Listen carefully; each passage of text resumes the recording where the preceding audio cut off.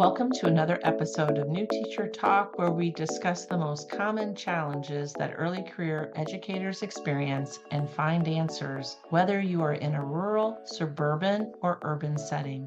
We offer a community of support through our socials. I'm Dr. Beth. My roles include being a high school band director, teacher, educator, mentor, researcher, and podcaster.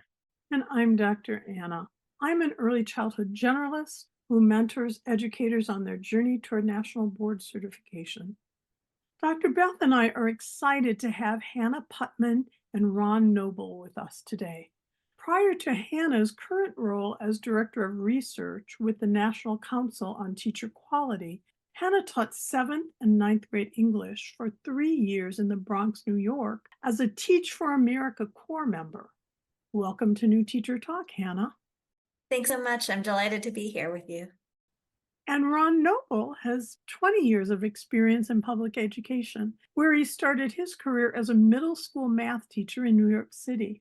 Most recently, Ron was the assistant superintendent for the Methuen Public Schools, a small urban school district in Massachusetts, where he's most proud of the work he led to improve literacy outcomes for all learners. Ron holds a law degree from Rutgers School of Law, a master's degree in education from the City College of New York, and an undergraduate degree from Boston College. Welcome, Ron. Thank you both. I'm sharing in Hannah's delight to be here. That's wonderful. We are so happy to have you both here. And we'd like to start by asking, what should teachers know about the National Council on Teacher Quality? The National Council on Teacher Quality, or NCTQ, is a research and policy nonprofit. We've been around for about 20 years now, and our work is driven by the mission that every child deserves access to effective teachers, and every teacher deserves the opportunity to become effective. What we do is really focus on the institutions or levers that most affect teacher quality. So we look at state policies, district policies, and preparation programs and how they prepare aspiring teachers. And our work is really focused on the belief that teachers deserve to be given the tools they need to be successful, whether that's adequate preparation before they ever enter the classroom, or getting clear feedback about how to improve when they become teachers, a professionally competitive salary, or leadership opportunities so they can continue to grow and thrive once they're teachers. Teachers have a really hard but important job, and so the rest of the system really needs to support them to make sure they're able to succeed. And our work is really looking at all of those levers to make sure that they're all giving teachers support to be successful so that their students can get the great education they deserve. We want more teachers to know who we are and what we do and to access our tools and resources and know that there's a group out there pulling hard for them in their careers and making their impact as pronounced as possible on the lives of the kids they work with.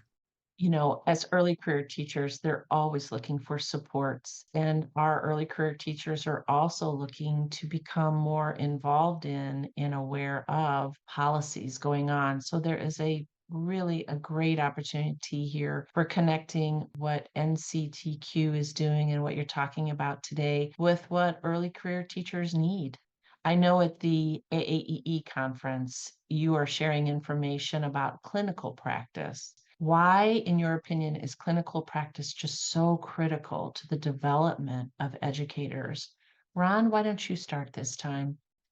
What we find when we think and learn about clinical practice is that new teachers tell us, and the research bears this out as well, that the most important part of their preparation experiences was the part that is focused on their clinical experience, whether they're simulations as part of their coursework or their student teaching in schools with kids and mentor teachers. That's the part that they tell us best prepares them for what their eventual careers are going to be about.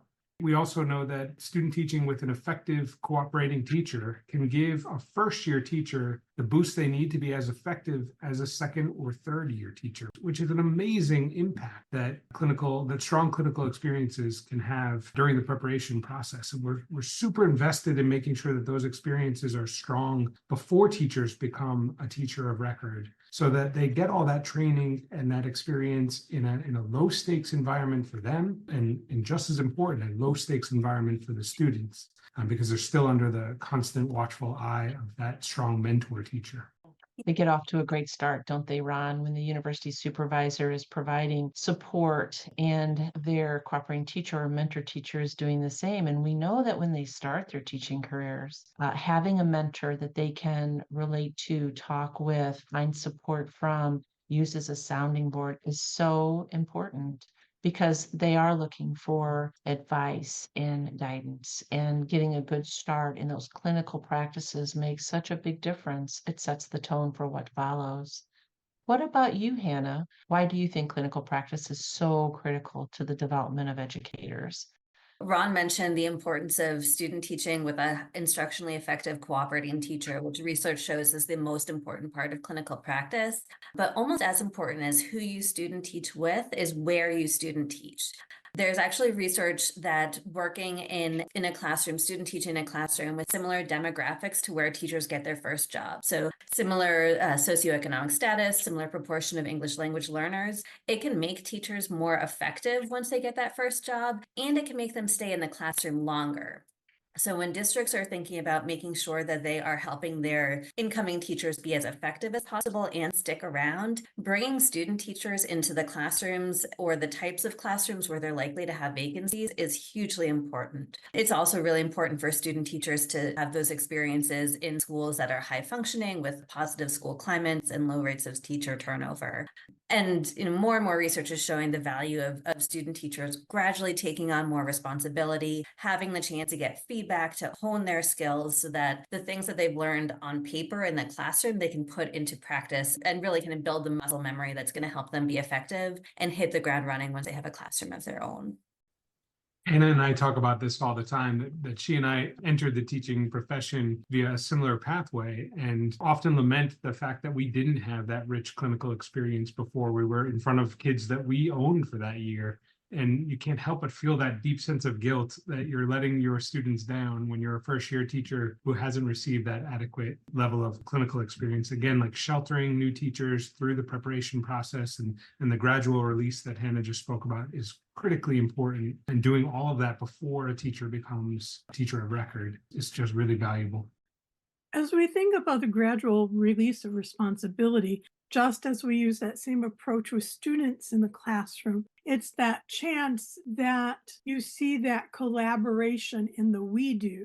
And so often that we do portion is where the student teacher is learning about some of those subtleties of work with the student, because they'll maybe see through that give and take, oh, where did my cooperating teacher have to lift me a little bit?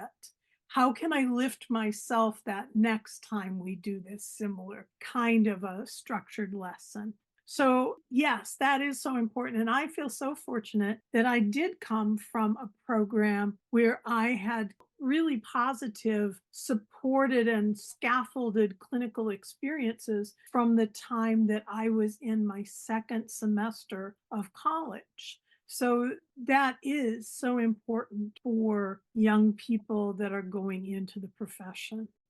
Yeah, and we're seeing more prep programs being really strategic about embedding these experiences early on. So you mentioned from your second semester of teacher prep, which is great because I think in the past it was kind of this idea that you didn't really start the clinical practice until the end of your teacher preparation experience. And at that point, some people might get into the classroom and realize this really isn't for them, or they're starting from scratch and they don't know what to do. So we're seeing more places embed those experiences early on where they have maybe a methods course that they do some tutoring with students or work with small groups, or even in some cases, universities will have a course that they teach at a local school, and then the candidates will tutor students at that local school. So making sure that they're getting that gradual increase in responsibility, not just in that final semester or final year, but throughout the program, it's helping set candidates up for greater success.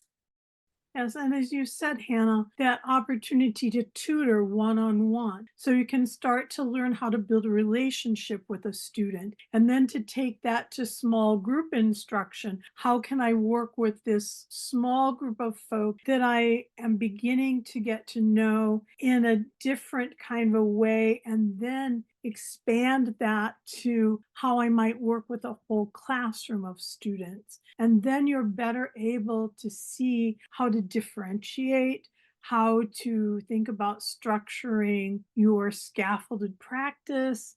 There are so many opportunities that you can build tools in your toolbox as you go and then strengthen them through that greater experience. So I'd like to pose this question. How does your work with NCTQ apply specifically to early career teachers? We've spoken a lot about the current work we're invested in related to clinical practice and really making sure that we're standing up a strong framework from NCTQ. Hannah's too modest to say this, but she has done an incredible job building relationships with leading researchers and practitioners across the country that are informing the work we're holding up around clinical practice and trying to really set clear expectations for the actors that have the most influence on ensuring teachers have access to those clinical experience, and that being states, districts, and teacher preparation programs themselves.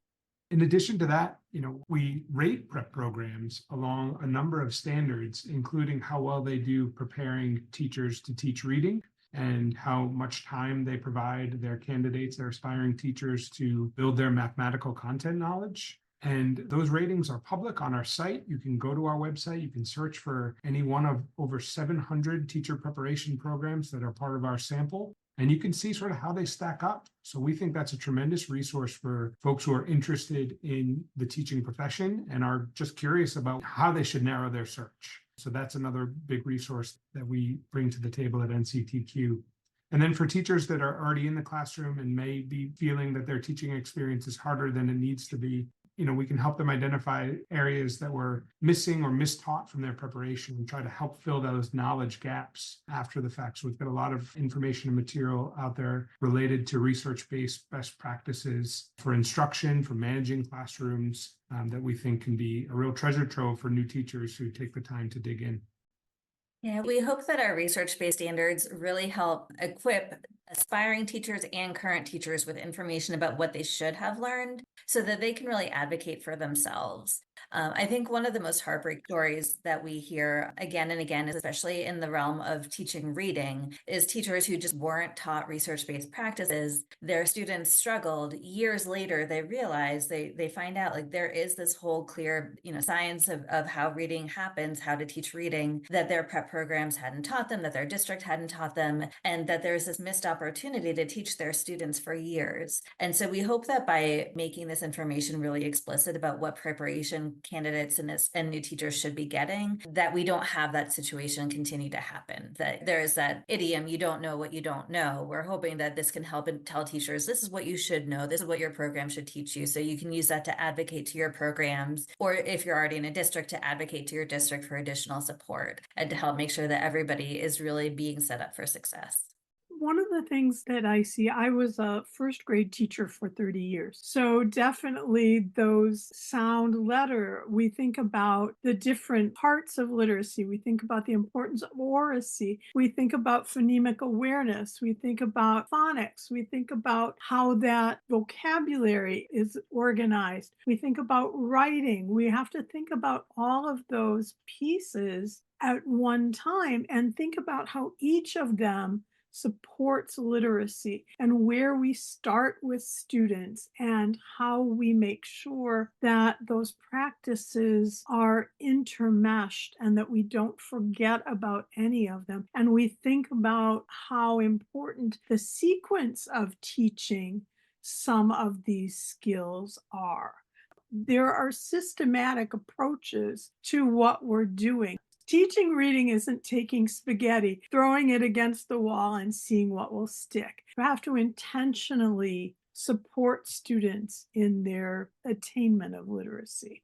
Absolutely. And Ron and I feel this very personally right now. I have a 4-year-old, Ron has a 5-year-old, and they're like in the early stages of, my daughter is starting to learn those letter sound correspondences and starting to learn blending and everything. And so all these things that I've been learning about from the research world, I'm seeing her teachers carry out. And thinking about how this connects to clinical practice, it just kind of reinforces that there needs to be that connection between what candidates learn from their prep program, what they're doing in the district, because I've heard from both sides where a prep program is really focused on scientifically scientifically-based reading instruction, and they struggle when their candidates go on to student teach in a district that is maybe using some contrary practices or not following that same systematic approach. And conversely, where districts really want to use scientifically-based reading instruction and their candidates are coming in without a strong foundation in that. So making sure that there is that cohesion between what districts need to be teaching and what they need their candidates to come in ready to do, especially with something as important as literacy, it really matters. And it really means that candidates can either come in ready to be strong teachers, or that they have to kind of start from scratch and relearn what this district is teaching, which doesn't serve anyone well. Then, when you are confounded with some of the issues about classroom management and those kinds of things that you might be facing on your own for the first time, and then you're not confident in your professional practice, that leads you to just a lack of confidence and an unsureness about how do I really approach this? Well, what's so valuable about NCTQ is the amount of deep research and resources that emerge from your organization. And we will put in the show notes for our listeners the resources that you're talking about. Ron, you had mentioned the 700 teacher prep programs on your website and other resources, and we want to spotlight those. So for our listeners, if you would like to go directly to those websites, we will have those for you, because we know that as early career teachers, your work in the clinical practice area certainly translates into your success as an early career teacher in those initial years. So maybe this is the perfect transition point to specifically ask you, Hannah and Ron, a question about the school district's role and why they should make clinical practice a priority in supporting and developing their early career teachers. I'll let Ron speak more to his personal experiences with districts, but I think especially as districts are concerned about staffing shortages and the teacher pipeline, thinking about clinical practice is hugely important for building up that teacher pipeline. So there has been studies that find that when districts host student teachers, those teachers are more likely to get jobs in the district, even more likely than they are to go back home. And the districts that host student teachers are less likely to have vacancies. So thinking about this as not just a way to train up new teachers, but it's a way to really embed aspiring teachers in your district so that they stay there and so that you can address your staffing shortages is a huge win for districts.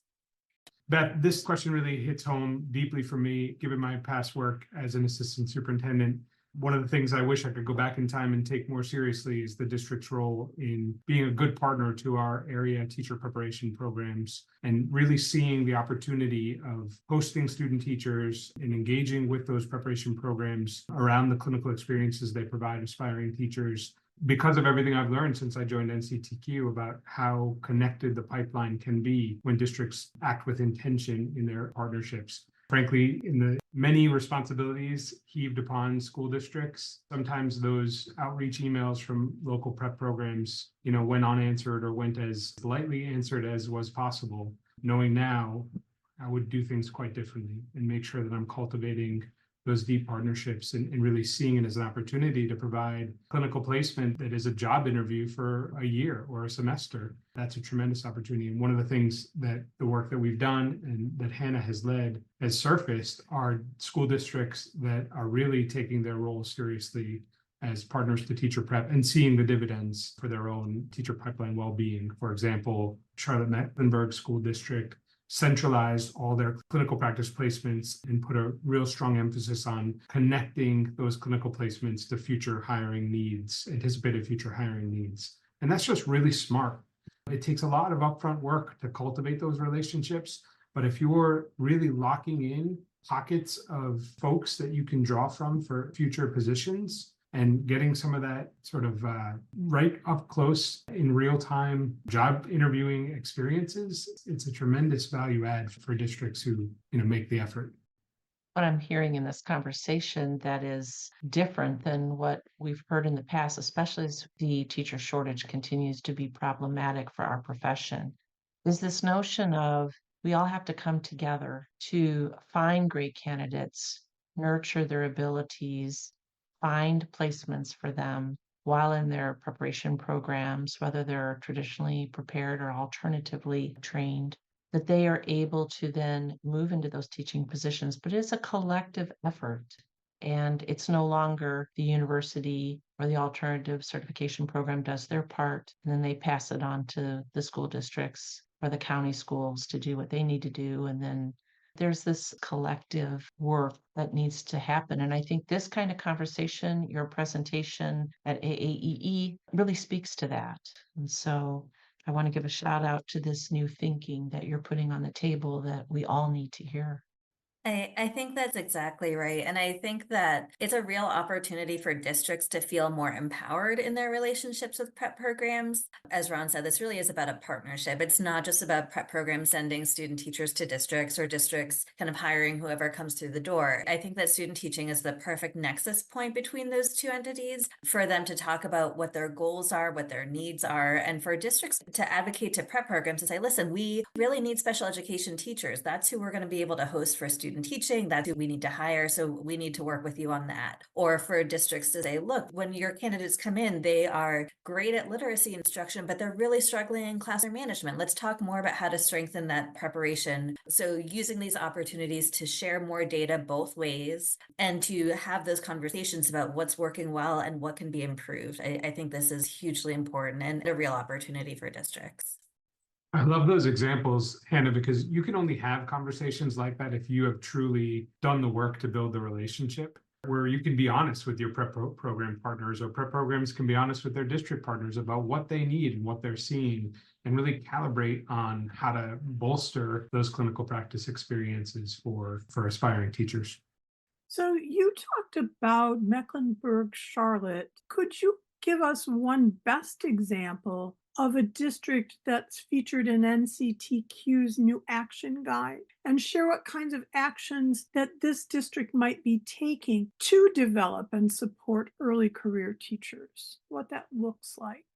One that stood out to me was Chicago Public Schools, huge district, and they had worked with some researchers to dig into their pipeline. And what the researchers figured out, and the study is posted on the action guide for anyone who wants to take a look, but the district was bringing in a lot of student teachers, but the student teachers were going into the wealthier neighborhoods and student teaching there. And then that's not the schools that the district really needed to hire new teachers into. So there is a huge mismatch between where student teachers were going for their placements and where the district had upcoming vacancies. And the district also had no insight into the quality of clinical practice, the quality of mentor teachers, what was happening during those experiences, because everything was being sorted out between the prep programs and the school leaders, the teachers, which is the kind of the status quo in a lot of districts. And so what Chicago did is say, look, we need to make this more of a strategy. We need to really rethink our pipeline and make sure that we are building up the core of teachers that we need. So they created the Teach Chicago initiative, which had multiple facets, one of which was just completely overhauling their approach to student teaching and making it a centralized process. So everything went through central office rather than through individual schools. Part of this was establishing a residency program where they partnered with some local institutions to build a really high quality, rigorous residency that was focused on recruiting people who were already in the school community. So a lot of paraprofessionals, a lot of people who had kids in the district already, or who they had themselves gone to school at Chicago Public Schools so that they were invested in the community. They were likely to stay there. And they paid them a really sizable stipend to make it financially feasible for them to go through preparation and make sure that they could afford to do so. At the same time, they also wanted to attend to traditional teacher prep. So they started rethinking how they did clinical practice with traditional prep programs and started a program with several traditional partners that was really focused on bringing candidates into priority schools, those schools that were harder to staff, had more students from low-income backgrounds. And they also made sure that the programs were supporting that and kind of had shared values to make sure that everybody was really on board with bringing candidates into these higher needs schools, making sure that they were prepared to be effective. And they bolstered all of this with a lot more preparation and training for mentor teachers, for cooperating teachers. So they provided coaching. They had monthly check-ins with all of those mentor teachers teachers where they could identify their goals. And if they were struggling, they would get additional support. And all of this has worked. So they now have seen their vacancy rates plummet, especially in some of those hard to staff subjects like special education that had been a chronic shortage. They now have far, far fewer vacancies in special education than they used to.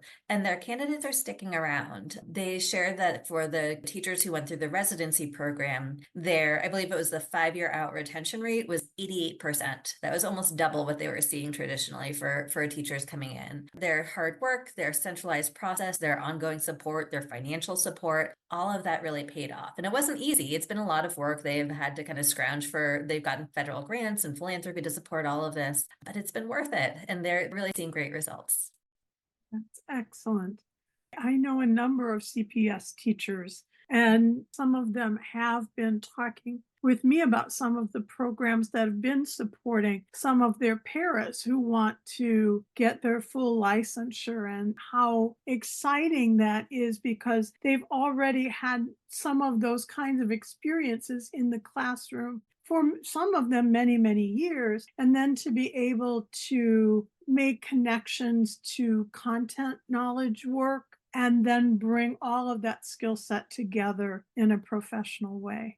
We're seeing a lot of success, especially for paraprofessionals who have so much rich classroom experience, thinking about what experience do they bring already, and then what are the gaps that need to be filled in, and making sure that coursework can support the areas that they wouldn't have already had. And then a lot of paraprofessionals are now able to get college degrees, able to get teaching certifications, and are really seeing a lot of success in the classroom, which is great for them and great for their students.